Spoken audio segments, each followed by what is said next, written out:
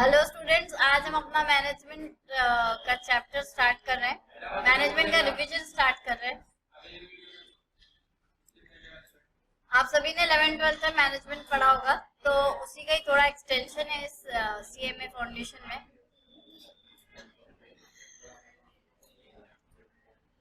तो देखिए मैनेजमेंट क्या होता है, यहाँ से स्टार्ट कर रहे हैं। मैनेजमेंट आप सभी को पता है कि 3 लेवल्स में काम करता है, पर उससे पहले हम मैनेजमेंट क्या होता है ये देखेंगे। मैनेजमेंट का मतलब क्या होता है, नॉर्मली हमारे जो फाइनेंशियल रिसोर्सेज हैं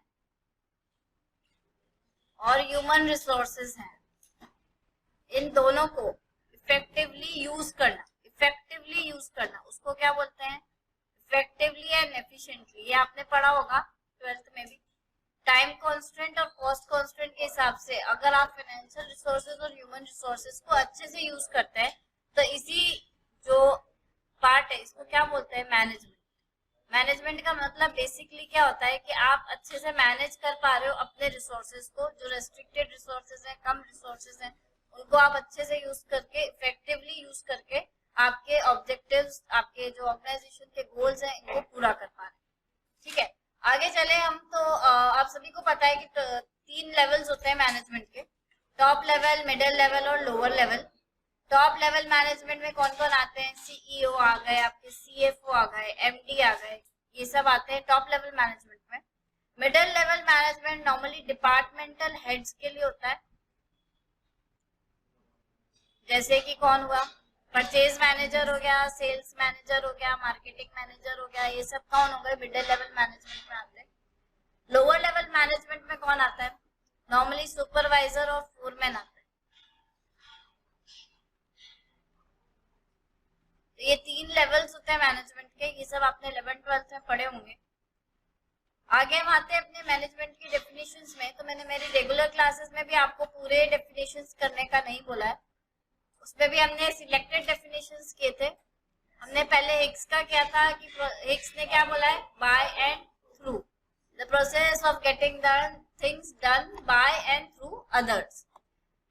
फिर नेक्स्ट हमने डेफिनेशन की थी कूल्स और डैनियल की। कूल्स और डैनियल की हमने डेफिनेशन की थी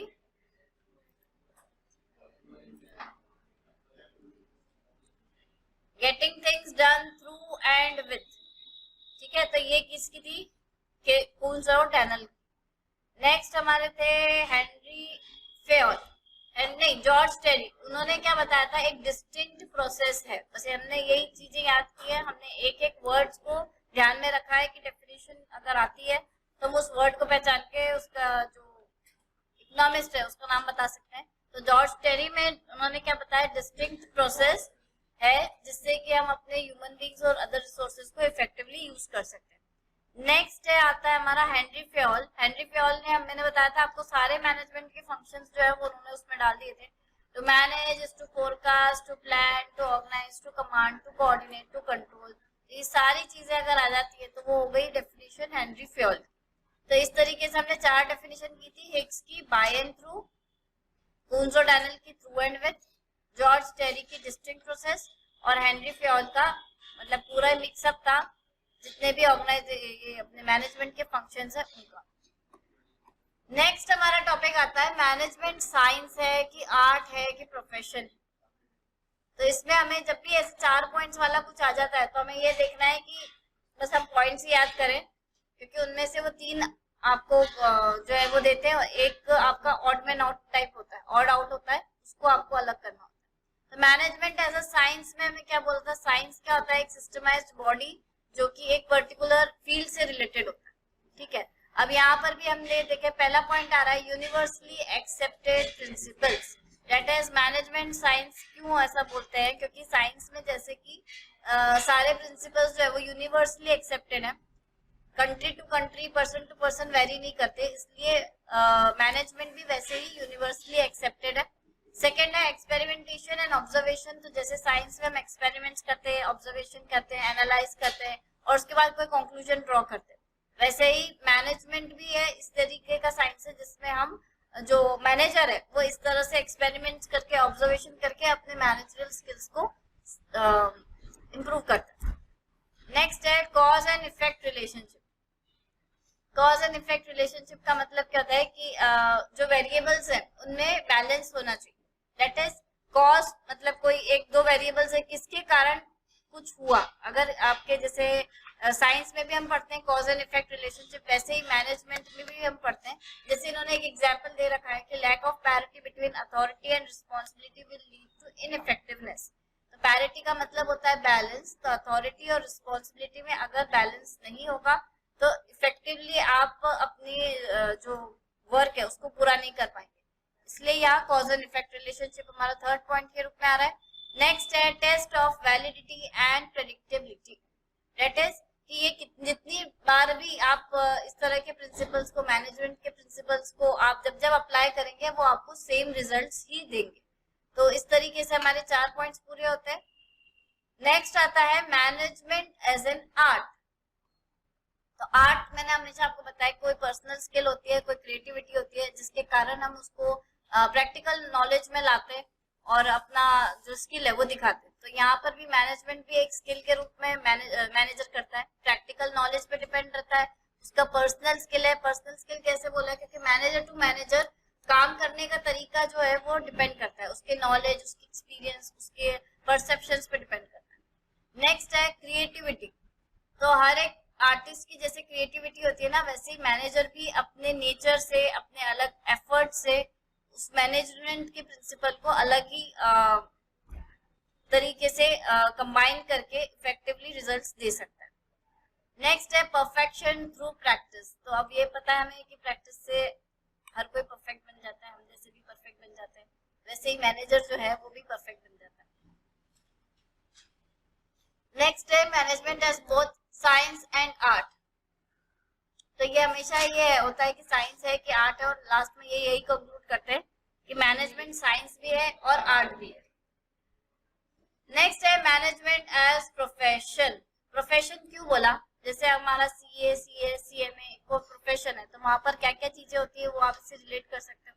वैसे मैनेजमेंट भी एक प्रोफेशन है. कैसे, पहला आ रहा है point systemised body of knowledge. तो नॉलेज की एक सिस्टमाइज्ड बॉडी है. डेट इज जैसे सीए की है, सीएमए की है, इन सबकी एक इंस्टीट्यूट बने हुए हैं, तो इसलिए ये सिस्टमाइज्ड बॉडी है. जैसे मैनेजमेंट के भी इंस्टीट्यूट्स बने हुए हैं जहाँ से आप एमबीए और सब कर सकते हैं, तो वो सब भी एक सिस्टमाइज्ड बॉडी है. एक फॉर्मल मेथड होता है टीचिंग करने के लिए. आपका एक क्यूरिकुलम होता है. ट्रेनिंग करने के लिए नॉलेज और स्किल जो चाहिए होता है उसके लिए ट्रेन करवाते हैं. तो यहाँ पर एक फॉर्मल मेथड होता है जिसमें आप टीचिंग और ट्रेनिंग दोनों करवाते हो. यहाँ पर हम क्या पोस्ट क्रिएट करते हैं ताकि उस स्किल को हम और ज्यादा इसका स्कोप बढ़ा सकें. नेक्स्ट है एसोसिएशन बने हुए हैं. तो जैसे सीए, सीएस, सीएमए, इन सबके एक एक एसोसिएशंस बने हुए हैं, इंस्टीट्यूट्स बने हुए हैं. इनका एक पर्टिकुलर कोड ऑफ कंडक्ट है जो कि एग्जिस्ट करता है. तो वही एक वैसे ही मैनेजमेंट भी एक प्रोफेशन है जो एक पर्सन को एक ट्रूली प्रोफेशनल बनाता है. नेक्स्ट आता है हमारा मैनेजमेंट प्रिंसिपल्स. तो मैनेजमेंट प्रिंसिपल्स में सबसे पहले आ रहे हैं साइंटिफिक मैनेजमेंट का जो जिन्होंने दिया था, जिनका कंसेप्ट दिया था, वो है Frederick W Taylor. F W Taylor से हम इन्हें जानते हैं. ठीक है, तो साइंटिफिक मैनेजमेंट में उन्होंने क्या बोला था कि मैनेजमेंट के जो रूल्स है उसमें अगर आप साइंस को इन्वॉल्व करोगे तो वो आपको ज्यादा इफेक्टिव और एफिशिएंट रिजल्ट्स देंगे. तो इनका फर्स्ट पॉइंट था rule of thumb to be replaced by rule of science. तो रूल ऑफ थंब का मतलब होता है कि जो आप अभी तक करते आए हो बिना सोचे समझे, जो अभी तक आपके फोर फादर्स करते आए हैं, अगर हम वही करते रहेंगे तो हमें सेम रिजल्ट्स ही मिलेंगे. पर अगर हमें इम्प्रूव्ड रिजल्ट्स चाहिए तो हमें साइंस को उसकी जगह लाना पड़ेगा, रिप्लेस करना पड़ेगा. साइंस की हेल्प से हम स्टैंडर्ड ऑफ परफॉर्मेंस को इम्प्रूव कर सकते हैं. नेक्स्ट है there should be perfect harmony between the among the activities of different individuals and not discord. That is perfect harmony होनी चाहिए सारे इंडिविजुअल्स में जो आपके ऑर्गेनाइजेशन में काम कर रहे हैं, ताकि आपको इफेक्टिव रिजल्ट्स मिल सके. उसी को ज्वाइन करता हुआ एक और पॉइंट है perfect cooperation. Perfect harmony, perfect cooperation जब रहता है तब सारे वर्कर्स इफेक्टिवली काम करते हैं. इसीलिए प्रोडक्शन जो है वो मैक्सिमाइज होता है और आउटपुट जो है वो भी आपको मैक्सिमम मिलता है. नेक्स्ट है उन्होंने बोला कि मैनेजमेंट, जब हम मैनेजमेंट को साइंस से मिलाते हैं तो सिलेक्शन प्रॉपर तरीके से आप करिए, वर्कर्स की प्रॉपर ट्रेनिंग करवाइए, तो जब इस तरीके से आप काम करेंगे तो आपका जो रिसोर्सेज है वो ऑप्टिमम यूज हो पाएंगे। डिवीजन ऑफ वर्क, ये भी उन्हीं का टर्म है।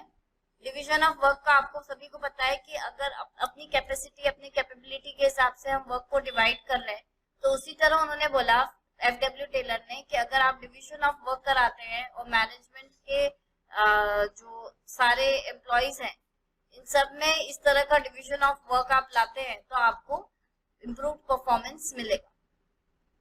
नेक्स्ट है हमारे मैनेजमेंट के जो दूसरे आ रहे हैं वो है हेनरी फेयोल। ठीक है, ये मॉडर्न मैनेजमेंट के फादर कहलाते हैं। इन्होंने 14 प्रिंसिपल्स दिए थे।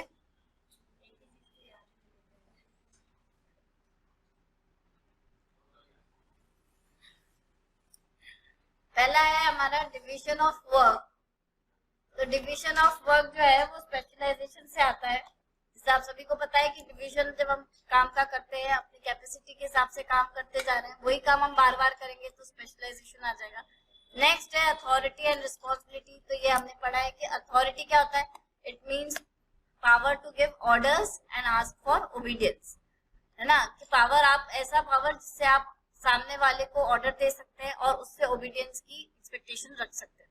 रिस्पॉन्सिबिलिटी क्या होती है कि आपको आप उसकी तरह जो भी आपको काम बोला गया है उसकी तरफ आप ड्यूटीफुल है और आपको दोनों को रिलेट करके चलना पड़ता है, दोनों को बैलेंस करके चलना पड़ता है, अथॉरिटी और रिस्पॉन्सिबिलिटी। नेक्स्ट है डिसिप्लिन। तो इसके अंदर हमने देखा कि तीन जो हमारे जो डिसिप्लिन है वो हमें हर, ये मैं पहले ही पढ़ा हुआ है कि डिसिप्लिन तो हमें हमेशा चाहिए होता है। तो मैनेजमेंट में भी लाइकवाइज अच्छे सुपरवाइजर्स हों, फेयर एग्रीमेंट्स हो और प्रॉपर एप्लीकेशन हो पेनल्टीज का और सेक्शंस का, इस तरह से हम डिसिप्लिन ला सकते हैं मैनेजमेंट में। नेक्स्ट हमारे जो दो टर्म्स आ रहे हैं, unity of command and unity of direction, इन पे अक्सर बहुत सारे क्वेश्चंस पूछे जाते हैं। यूनिटी ऑफ कमांड का मतलब क्या होता है, वन मैन वन बॉस।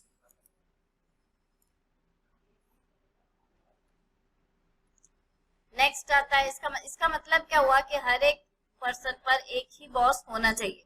अगर एक से ज्यादा बॉस होते हैं तो वो चेयर्स हो जाता है, डिसऑर्डर हो जाता है और वो इफेक्टिवली काम नहीं कर सकता। नेक्स्ट है unity of direction. Unity of direction में हमने देखा था वन लीडरशिप वन प्लान। ठीक है, इन सब पे क्वेश्चंस आते हैं तो इनको आप ध्यान से कीजिएगा। नेक्स्ट है subordination of individual interest to general interest, that is कि एम्प्लॉयज से एक्सपेक्टेड रहता है कि वो अपने इंडिविजुअल इंटरेस्ट को कम कर रखें और अपना जो जनरल इंटरेस्ट है एज ऑर्गेनाइजेशन इंटरेस्ट वो ज्यादा प्रिफर करें। रेम्यूनरेशन कैसा होना चाहिए, नेक्स्ट पॉइंट में आ रहा है। रेम्यूनरेशन जो है वो फेयर और सेटिस्फैक्टरी होना चाहिए, पर किसके लिए, दोनों के लिए, एम्प्लॉयज के लिए भी और एम्प्लॉयर के लिए। सेंट्रलाइजेशन का मतलब भी हमने देखा था। सेंट्रलाइजेशन का मतलब होता है कि जब रिसोर्सेज और डिसीजन मेकिंग एक ही पर्सन के हाथ में हो तो उसको हम सेंट्रलाइजेशन कहते हैं। सेंट्रलाइजेशन से इफेक्टिव यूटिलाइजेशन हो सकता है रिसोर्सेज का, क्योंकि एक ही पर्सन है जो सारे डिसीजंस लेगा तो वो अपने रिसोर्सेज को देखते हुए उसको इफेक्टिव यूज करेगा। नेक्स्ट है स्केलर चेन। तो स्केलर चेन पर भी अक्सर क्वेश्चन आता है। ये क्या होता है, it is a chain of superior existing from the highest authority to the lowest ranks. Highest authority से लोएस्ट रैंक्स तक अगर स्केलर चेन चल रहा है तो वो किस तरह से रहेगा, इस तरीके से जो हमने पढ़ा था, आप सभी ने 12th और 11th-12th में पढ़ा होगा। ये इस तरह से रहता है कि सारे जो सबऑर्डिनेट से एक के एक अंडर रहते हैं और अगर हमें कोई कम्युनिकेशन करना है तो वो डी बी से करेगा, बी ए से करेगा, इस तरह से चैनल बनता है, डायरेक्ट सुपर कम्युनिकेशन नहीं हो सकता। ठीक है, नेक्स्ट है हमारा ऑर्डर। ऑर्डर का मतलब जैसे कि ऑर्गेनाइजेशन में सारी चीजों के लिए एक जगह होती है और हर एक चीज की जो जगह है उसको उसी पे मिलना चाहिए, इस तरह से डिसिप्लिन हम मेंटेन रख सकते हैं। नेक्स्ट में आपका ये जो लास्ट पॉइंट है ये सबसे ज्यादा आता है, एस्पिरिट दी कॉर्प्स। एस्पिरिट दी कॉर्प्स का मतलब होता है टीम वर्क। इस पे क्वेश्चन आता ही आता है। तो अभी तक हमने दो मैनेजमेंट के कंसेप्ट देखे। पहला क्या था, साइंटिफिक मैनेजमेंट जो FW टेलर ने दिया, मॉडर्न मैनेजमेंट जो हेनरी फेयोल ने दिया। ठीक है, उसके बाद हमारा नेक्स्ट आता है ब्यूरोक्रेटिक मैनेजमेंट जो मैक्स वेबर ने दिया था।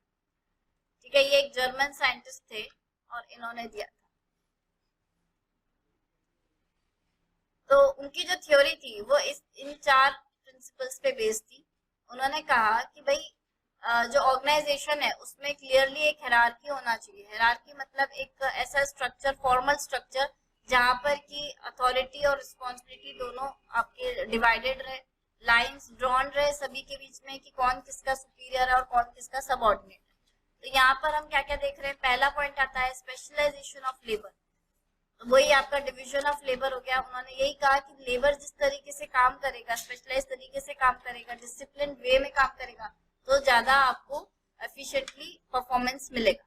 नेक्स्ट है कि ऑर्गेनाइजेशन में रूल्स और रेगुलेशंस होने चाहिए और उन रूल्स को प्रॉपर फॉलो भी होना चाहिए। वेल डिफाइंड हायरार्की, ये इनका सबसे डिस्टिंग्विश्ड फैक्टर है, क्योंकि ये दूसरों से इनको अलग बनाते हैं कि यहाँ पर हायरार्की होना ही चाहिए।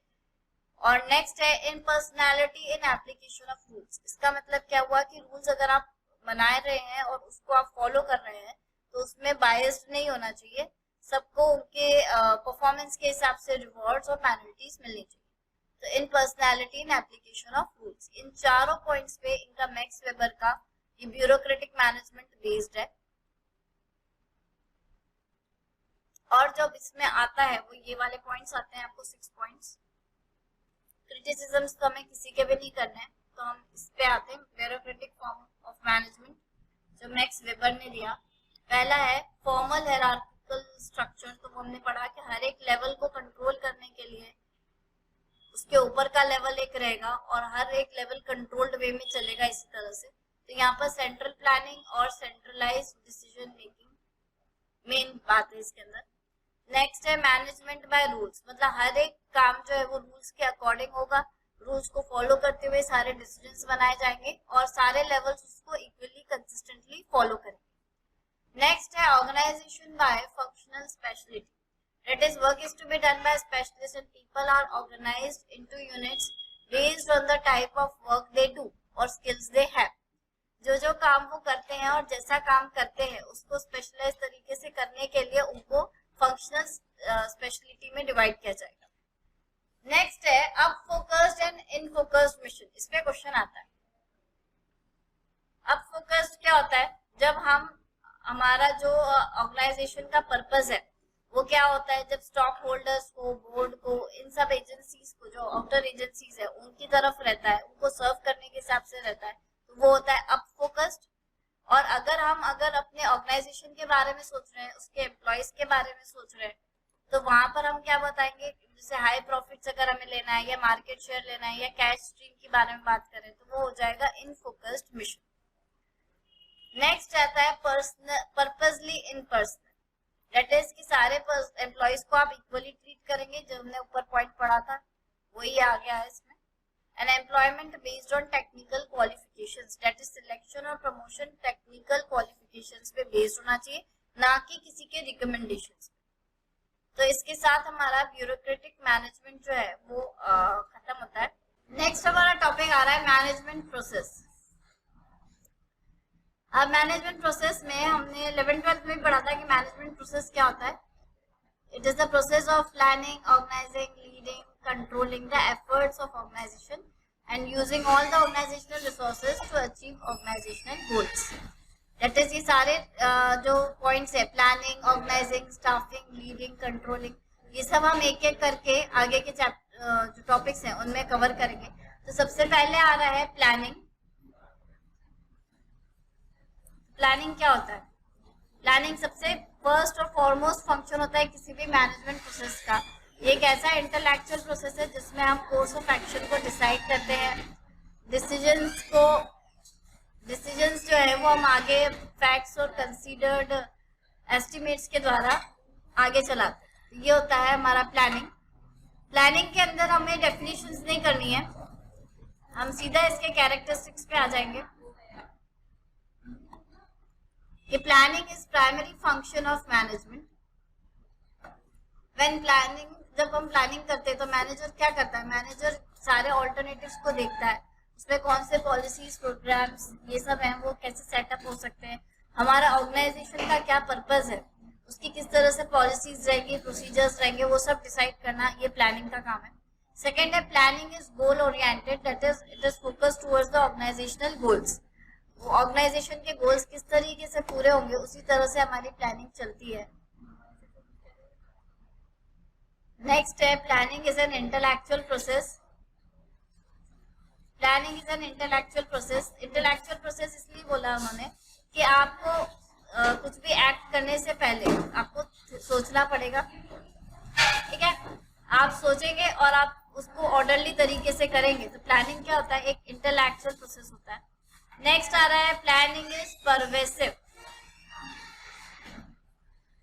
परवेसिव, परवेसिव का मतलब क्या है कि इट इज ऑल परवेसिव, मतलब ये सारे लेवल्स पर इक्वली फॉलो किया जाता है, क्योंकि प्लानिंग जो है वो टॉप लेवल मैनेजमेंट भी करती है, फिर मिडिल लेवल भी उसको इम्प्लीमेंट करती है और लोअर लेवल भी इम्प्लीमेंट करती है। तो उनको इम्प्लीमेंट करने के जो तरीके होते हैं उसमें भी उनको प्लानिंग इन्वॉल्व करना पड़ता है। तो इसलिए बोला जाता है कि it is all pervasive and it embraces all segments and levels of organisation. Next है प्लानिंग एक कंटिन्यूअस फंक्शन है। तो प्लानिंग आपको करते रहना पड़ेगा। जैसे कोई ऑर्गेनाइजेशन 3 मंथ्स की प्लानिंग करती है जब सेटअप करती है, आगे फिर 6 मंथ्स की प्लानिंग करती है, फिर साल भर की प्लानिंग करती है। तो इस तरह से प्लानिंग जो है वो एक continuous function. It involves choice between alternatives, that is आपको प्लानिंग में आपको क्या करना पड़ता है, ऑल्टरनेटिव कोर्स ऑफ एक्शन को चूज करना पड़ता है। पर किसके बीच में, अगर आपके पास बहुत सारे कोर्स होंगे, बहुत सारे ऑप्शंस होंगे, तब उसमें से आप एक को चूज करोगे। अदरवाइज आपके पास अब एक ही कोर्स ऑफ एक्शन है तो आपको कोई प्लान उसमें चूज करने की बात नहीं, और इसीलिए प्लानिंग की भी बात। नेक्स्ट है planning is concern with the accomplishment of group objectives, और इसीलिए यहाँ पर बोला जा रहा है कि जो प्लानिंग है वो ग्रुप गोल्स और ऑर्गेनाइजेशनल गोल्स को कंबाइन तरीके से करा जाता है rather than individual goals. Next है प्लानिंग जो होती है वो फ्लेक्सिबल होती है, that is no plan is rigid. कोई भी प्लान रिजिड तरीके से आप फॉलो नहीं कर सकते। अगर आपने कोई प्लान चॉक आउट किया है तो फ्यूचर अजम्पशंस को बेस करके ही आप उस प्लानिंग पर टिके रह सकते हो, अदरवाइज आपको हो सकता है कि प्लानिंग चेंज करना पड़े। तो इसलिए यहाँ पे बोल रहे प्लानिंग को फ्लेक्सिबल रखना भी जरूरी है। नेक्स्ट है लिमिटेशंस पे आते हैं। लिमिटेशंस ऑफ प्लानिंग में सबसे पहले आ रहा है इनएक्यूरेसी। इनएक्यूरेसी का मतलब कि फ्यूचर प्लान्स जो है वो हमारे प्लानिंग जो है नॉर्मली फोरकास्ट पे बेस्ड होती है। प्लानिंग किस पे बेस्ड होती है, फोरकास्ट पे। फोरकास्ट किस पे बेस्ड होते हैं, अजम्पशंस या आपके फैक्ट्स पे, है ना। फैक्ट्स जो है वो आपके अजम्पशंस पे बेस्ड होते हैं। नॉर्मली ये जो है ये इस तरह से जब हम देखते हैं तो अगर मान लीजिए आपके अजम्पशंस गलत हैं तो आपके फैक्ट्स भी गलत हो जाएंगे, आपकी फोरकास्टिंग भी है वो भी गलत हो जाएगी, और साइमल्टेनियसली आपकी जो प्लानिंग है वो भी इनएक्यूरेट हो जाएगी। नेक्स्ट है टाइम कंज्यूमिंग। तो प्लानिंग जो है वो मेजर गोल्स को इन्वॉल्व करती है, तो इसके अंदर आपको क्या करना पड़ता है, आपको बहुत सारी एनर्जी टाइम देना पड़ता है, रिसोर्सेज देने पड़ते हैं, आपको फैक्ट्स कलेक्ट करना है, आपको असम्पशंस बनाना है, उनके बेसिस पे फोरकास्टिंग डिराइव करनी है, तो ये टाइम कंज्यूमिंग होता है। Next rigidity. तो प्लानिंग जो है वो बहुत ज्यादा रिजिड अगर होती है आपकी पॉलिसीज प्रोसीजर्स को लेकर, डेट इज कि अगर ऑर्गेनाइजेशन ये सोचती है कि उसको पर्टिकुलर एक ही चीज को फॉलो करना है, एक ही प्लानिंग को फॉलो करना है, तो उसमें स्टेबिलिटी और फ्लेक्सिबिलिटी रखना भी जरूरी होता है। रिजिडिटी करके ही आपका अगर आप सारा नहीं रख सकते और ना ही आप प्लान को पूरा फ्लेक्सिबल रख सकते, आपको दोनों के बीच में एक बैलेंस रखना पड़ता है। नेक्स्ट है कॉस्टली। तो प्लानिंग कॉस्टली कब हो सकता है, जब इसमें मनी टाइम रिसोर्सेज इंफॉर्मेशन बहुत ज्यादा यूज अप हो रहे हैं तो आपको वो कॉस्टली लग सकता है। नेक्स्ट है कि प्लानिंग प्रिवेंट्स इनोवेशन। तो इनोवेशन कैसे नहीं आता है, क्योंकि आप प्लानिंग में हमेशा एक ही तरह का काम करते आ रहे हैं, तो आप नए आइडियाज नहीं ला रहे, आप क्रिएटिव नहीं हो रहे, तो इनोवेशन आपका नहीं हो पाता है। आप सेम रूल्स और प्रोसीजर्स को फॉलो कर रहे हैं तो वो इनोवेशन नहीं हो पाता है। नेक्स्ट है lack of orientation and training for managers. तो यहाँ पर हमारा क्या बोल रहा है कि जो प्लानिंग है वो ऐसी होनी चाहिए कि आप उसको आराम से यूज कर सकते हैं, और हो सकता है कि अगर आपकी प्लानिंग इस तरह की है कि आपके मैनेजर्स उसको उस प्लान को कैरी आउट नहीं कर पा रहे हैं, या वो एक्शन ओरिएंटेड ज्यादा है जिसके लिए वो इतने स्किल्ड नहीं है, तो इस तरह से प्लानिंग आपकी फेल हो जाती है। अनसर्टेनिटी इट एज, इसमें क्या है, थोड़े प्लानिंग के असम्पशंस अगर आपके गलत हो जाते हैं तो अनसर्टेनिटी आ जाती है। तो इसके साथ हमने देखा कि प्लानिंग की कुछ लिमिटेशंस होते हैं। आगे हम चलते हैं प्रोसेस ऑफ प्लानिंग या हम बोल सकते हैं प्रीरेक्विसाइट्स ऑफ प्लानिंग। पहला आ रहा है डेवलप एक्यूरेट फोरकास्ट। मतलब आपको अगर फोरकास्टिंग अच्छी रहेगी, आपके अजम्पशंस जो आपने बनाए हैं उसके बेसिस पे अगर आप सही तरीके से सही मेथड से फोरकास्टिंग कर रहे हैं तो आपका जो फोरकास्टिंग है वो आपको इफेक्टिव रिजल्ट्स दे सकता है, आपकी प्लानिंग भी इवेंचुअली सक्सेसफुल रहेगी। नेक्स्ट है gain acceptance for the plan. That is कि जो जो प्लानिंग में इन्वॉल्व है, जो जिन पे भी आप प्लान्स आप इम्प्लीमेंट करना चाहते हो उन सब का पार्टिसिपेशन होना चाहिए ताकि आप इफेक्टिव तरीके से प्लानिंग जो आपका प्लानिंग है वो इफेक्टिव तरीके से आपका गोल पे आपको पहुंचा सके। नेक्स्ट है plan must be sound one. That is कि जो साउंड क्यों होना चाहिए कि उसने कॉम्प्लेक्स एनवायरनमेंट में भी काम करने के लिए जो मैनेजर्स होते हैं उनको इस तरह का ओपन सिस्टम अप्रोच रखना चाहिए ताकि वह जो सारे चेंजेस जो हो रहे हैं, जो सारे डेविएशंस हो रहे हैं उनको फॉलो करते हुए, एनवायरनमेंट को फॉलो करते हुए, उनके प्रॉस और कॉन्स को देखते हुए वो साउंड डिसीजन, साउंड प्लान ले सके, बना सके। नेक्स्ट है develop an effective planning organisation. That is कि अगर हम कोई प्लानिंग ले रहे हैं तो प्लानिंग करने के बाद उसका एक मतलब आप समझ लीजिए एक ब्लूप्रिंट या एक डेमो टाइप कर सकते हैं, जिससे कि क्या हो सकता है कि आपको अगर कोई प्लानिंग में आपकी गड़बड़ी आगे आती है तो आपको स्मॉल स्केल पे ही मालूम पड़ जाए, आपको ज़्यादा जल्दी मालूम पड़ जाए ताकि आपका लॉस कम हो।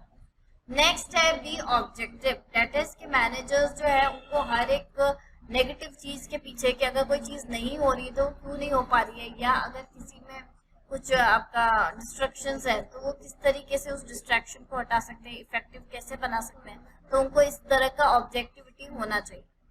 नेक्स्ट है major firms market value. That is कि मैनेजर की प्राइमरी रिस्पॉन्सिबिलिटी है कि ऑर्गेनाइजेशन का जो शेयर है वो लार्ज से लार्ज हो सके और इसके लिए उसको मार्केट वैल्यू जो है फर्म की वो इस तरह से प्लानिंग करनी चाहिए कि मार्केट वैल्यू जो है वो अच्छी तरह से बनी रहे या फिर वो इम्प्रूव हो सके rather than decline. Deciding in advance the criteria for abandoning a project. That is जो प्लान है उसको एडवांस तरीके से हमें ये देखना पड़ेगा कि प्लानिंग को हम कहाँ तक और कब तक फॉलो करेंगे। अगर कोई इस तरह से सर्कमस्टांसेस बन जाते हैं जहाँ हम प्लानिंग को फॉलो नहीं कर सकते, इनएविटेबल सिचुएशंस हो जाती है, तो हमें उस प्लानिंग को कहाँ ड्रॉप आउट करना है वो हमें देखना पड़ेगा। नेक्स्ट है सेटअप अ मॉनिटरिंग सिस्टम। तो कोई भी प्लान जो है इफेक्टिव बनाने के लिए उसको कंट्रोलिंग बहुत जरूरी है, उसकी मॉनिटरिंग बहुत जरूरी है, तभी हम रेगुलर अप्रेजल से और रिव्यू से ये देख पाएंगे कि हमारा प्लानिंग जो है वो कितना इफेक्टिव हो पाए। नेक्स्ट है revise the long term plans every year. तो जैसे कंट्रीज में ईयरली प्लान्स बनते हैं वैसे ही आपके जो ऑर्गेनाइजेशन है वहाँ पर जो मैनेजर है वो लॉन्ग टर्म प्लान्स जो है वो बनाते हैं और वो प्लान्स को इवेंचुअली हर एक सिस्टम के हिसाब से, हर एनवायरनमेंट के हिसाब से, डायनामिक एनवायरनमेंट है तो उसके हिसाब से, इंटरनल एक्सटर्नल सोर्सेज जो है उनके हिसाब से आपको बार बार रिवाइज करना पड़ता है। हर साल आप रिवाइज करते रहेंगे तो आप जल्दी अपना गोल अचीव कर सकते हैं। नेक्स्ट है हमारा topic steps in the planning process. तो यहाँ पर स्टेप्स में हम क्या देख सकते हैं, पहला है आपकी जितने अपॉर्चुनिटीज आपके रास्ते में आ रहे हैं, मतलब जैसे कि आपको जो जो काम करना है आपके एक्सटर्नल एनवायरनमेंट के हिसाब से, आपको जो भी गोल्स तय करने हैं आपके ऑर्गेनाइजेशन के लिए, जो कि वो आप कैसे करोगे कि उस पर्टिकुलर ऑर्गेनाइजेशन का, अगर आप कोई बिजनेस स्टार्ट कर रहे हैं तो उस पर्टिकुलर बिजनेस का क्या फ्यूचर है, कितने अपॉर्चुनिटीज मिलेंगी, उन अपॉर्चुनिटीज को जब हम एनालाइज करेंगे तो ये क्या हो जाएगा, इस तरह से हमारा प्लानिंग प्रोसेस स्टार्ट होता है कि हमें किस तरह का ऑर्गेनाइजेशन बनाना है। नेक्स्ट है उस ऑर्गेनाइजेशन के ऑब्जेक्टिव्स को एस्टैब्लिश करना। दैट इज कि जो ऑर्गेनाइजेशन है वो उसके कितने डिपार्टमेंट्स होंगे, कौन से डिपार्टमेंट में कितने कितने लोग काम करेंगे, कितना, इस तरीके से हम आगे जब छोटे छोटे प्लानिंग की डिटेल्स को देखते हैं और ऑन द होल पूरे ऑर्गेनाइजेशन के ऑब्जेक्टिव को देखें तो वो हो जाता है हमारा second point, establishing objectives. Third है डिटरमाइनिंग प्लानिंग प्रीमाइसेस। इस पे क्वेश्चन आता है कि प्लानिंग प्रीमाइसेस क्या होता है। तो प्लानिंग प्रीमाइसेस क्या होता है, it refers to the environment in which plans are to be implemented.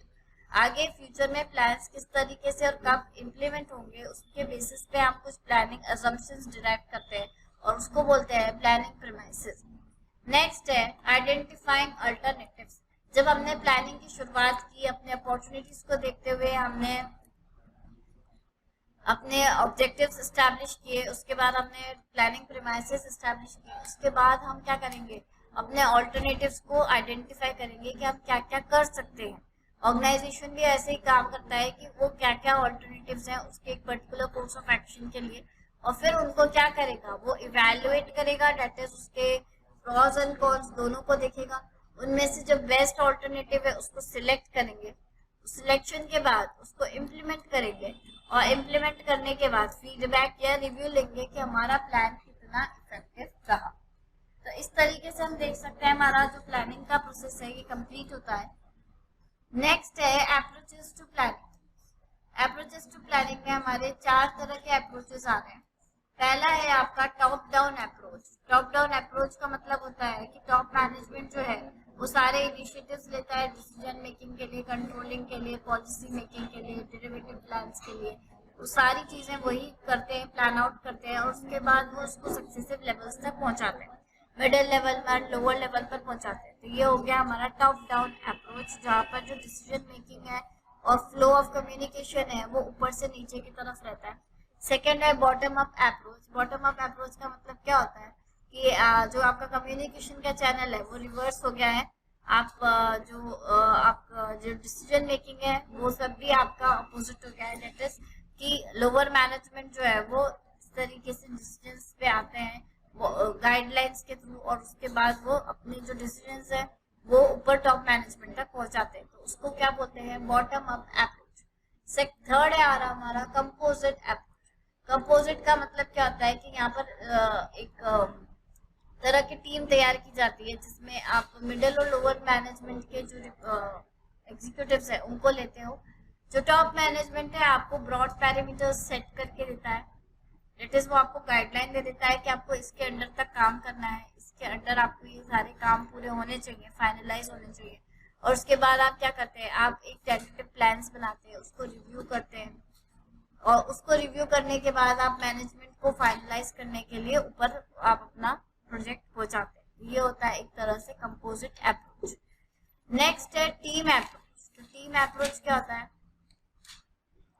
Team approach का मतलब होता है कि आपका जो टीम है उसमें एक चीफ एग्जीक्यूटिव होगा, उस चीफ एग्जीक्यूटिव है वो आपको गाइड करेगा, जिसमें आप अपने जो प्लान्स है वो आप बनाइए, उसमें प्रॉब्लम्स अपॉर्चुनिटीज जो आते हैं, स्ट्रेंथ क्या है, किस तरह से आप काम कर पा रहे, नहीं कर पा रहे, इंटरनल एक्सटर्नल इन्वायरमेंट कैसा है, उस तरीके से जब हम देखते हैं, और उसके टेंटेटिव प्रपोजल्स क्या हो सकते हैं, उसके आगे हमारा ग्रोथ कैसा होगा, ये सब जब आप इस तरह से एनालाइज करते हैं तो आप चीफ एग्जीक्यूटिव के पास अपने प्रपोजल को पहुंचाते हैं। फिर वो चीफ एग्जीक्यूटिव क्या करता है, अपने एक्सपीरियंस, अपने नॉलेज के बेसिस पे उसको रिव्यू करता है, और अगर सही बैठ रहा है तो वो उसको आगे इम्प्लीमेंट करके परफॉर्मेंस को रिव्यू करेंगे। तो ये होता है हमारा टीम अप्रोच। तो इस तरह से हमने 4 अप्रोच खत्म किए। पहला था टॉप डाउन अप्रोच, सेकेंड था बॉटम अप अप्रोच, थर्ड था कंपोजिट अप्रोच, और फोर्थ था हमारा टीम अप्रोच। नेक्स्ट है types of planning. Types of plans में 2 तरह के प्लान्स हमने देखे थे, standing plans and single use plans. Standing plans कौन से थे हमारे, जो हमारे रीअकरिंग प्लान्स होते हैं, मतलब एक पर्टिकुलर सिचुएशन को डील करने के लिए हमारे जो प्लान्स रेडी रहते हैं वो होते हैं रीअकरिंग प्लान्स। ये होते हैं लॉन्ग टर्म यूज के लिए, और ये हम सिमिलर नेचर की इस तरह की सिचुएशंस जब जब हमारे सामने आती हैं, ऑर्गेनाइजेशन के सामने आती है, तो इस तरह के प्लान्स मैनेजर यूज करता है, तो वो होता है स्टैंडिंग प्लान्स। ठीक है, अब यहाँ पर वो क्या करते हैं कि इसमें एग्जांपल्स आपको मिल जाएंगे, objectives, policies, procedures and rules. इस पे क्वेश्चंस आते हैं कि ये आपका स्टैंडिंग प्लान्स है कि सिंगल यूज प्लान है। स्टैंडिंग प्लान्स हमेशा याद रखिएगा लॉन्ग टर्म यूज के लिए होते हैं, तो कोई भी ऑर्गेनाइजेशन के ऑब्जेक्टिव्स, पॉलिसीज, प्रोसीजर्स हर बार चेंज नहीं होते हैं, तो ये सब लॉन्ग टर्म ऑब्जेक्टिव से रिलेटेड है, इसलिए ये स्टैंडिंग प्लान्स में आते हैं। नेक्स्ट है single use plans. Single use plans का मतलब क्या है कि आपने इसको यूज कर लिया और फिर आप डिस्कार्ड कर लोगे, तो ये क्या होता है, शॉर्ट टर्म प्लान्स होते हैं जो आप फर्स्ट टाइम यूज करने के बाद उसको क्या कर देते हो, डिस्कार्ड कर देते हो जब उसका पर्पस खत्म हो जाता है। ठीक है, तो यहाँ पर हमें कुछ एग्जांपल्स मिल जाएंगे, इसके बजट्स है, शेड्यूल्स है, प्रोजेक्ट्स है, ये सारे क्या होंगे, इस तरह से सिंगल यूज प्लान्स है।